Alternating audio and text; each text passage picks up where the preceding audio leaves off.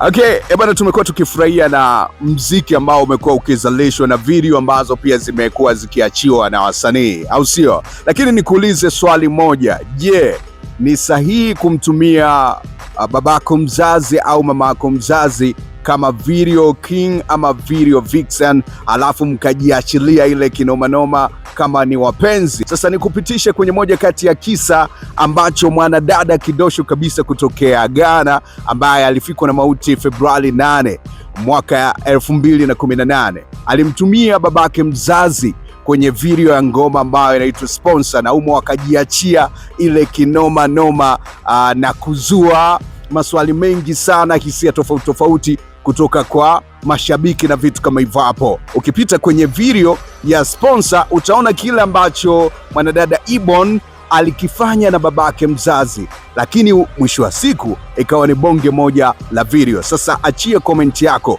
uniambie kile ambacho kilifanyika. Ilikuwa ni sahihi kujiachia kimahaba? Historia ya mwanadada huyu ambaye anaitwa Ibon, ambaye jina lake kamili ni Priscilla Opoku Kouyaté, alizaliwa Februari 16 mwaka 1997, lakini alifikwa na mauti Februari 8 mwaka 2018 kama nilivyokudela, akiwa na umri wa miaka 20, siku 8 kabla ya kusherekea kutimiza kwake umri wa miaka 21.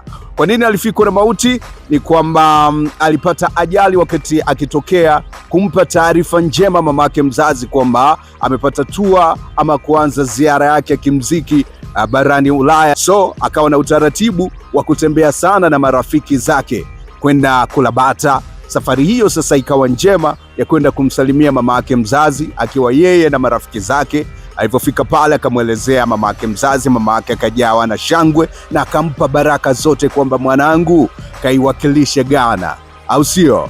Kaiwakilishe Kumasi hii ambayo umezaliwa. Sasa mara baada ya kumaliza hiyo michongo yote na bimdashi wake, basi akawasha gari akiwa na marafiki zake, wakaendelea kusikiliza miziki yake kwenye gari, vibe ya hapa na pale. Mwisho siku wakapata ajali kilomita chache kabla ya kufika jijini Accra ambako alikuwa anaishi nini. Na ngoma nyingine ambayo ilimpa umaarufu mkubwa ni Dirty Wafara, na hii ilikuwa ni moja kati ya ngoma ambayo inaonyesha uigo wake kwamba kuna mwanadada ambaye ni rafiki yake kitaa anamvimbia fulani, lakini mwisho wa siku anamtaarifu kwamba anaweza kudeti na baba yako. Track inaitwa Dirty Wafara, kwamba anaweza kudeti na baba yako alafu mimi nikawa mama yako wa kufikia, utaniambia nini? Na vitu kama hivyo hapo. Bwana, endelea kunifuatilia Vyeri. Mimi naitwa Chris B the Entertainer, sequel rais wa burudani. Enjoy.